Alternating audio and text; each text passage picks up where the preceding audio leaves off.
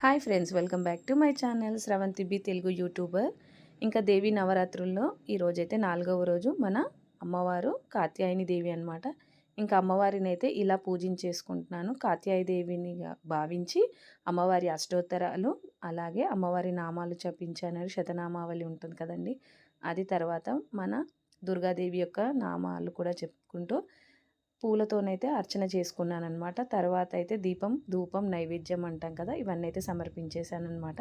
ఇలా ఈరోజైతే అమ్మవారికి కేసరి చేశాను. అలా మహా నైవేద్యం కింద అయితే గోరు చిక్కుడుకాయ కర్రీ వండాననమాట. తర్వాత పాపడాలు, ఇంకొక దోసకాయ పచ్చడి. ఇలా అయితే అమ్మవారికి అయితే మనం తినేది ముందు అమ్మవారికి పెట్టి అయితే తినాలి కాబట్టి ఇలా నవరాత్రులు అయితే అమ్మవారికి చూపించి ఆ నైవేద్యాన్ని ఇంట్లో కుటుంబ సభ్యులందరం కలిసి అయితే స్వీకరిస్తున్నాం అనమాట. ఇలా నేనైతే కలశము అలాంటివి అయితే ఏమీ పెట్టుకోలేదండి. సింపుల్గా చిన్నగానే చేసుకుంటున్నాను అనమాట. కానీ నాకు ఈ నవరాత్రులు చేసినంత రోజైతే చాలా సంతోషంగా ఉంది. అమ్మ అనుగ్రహం ఉంది.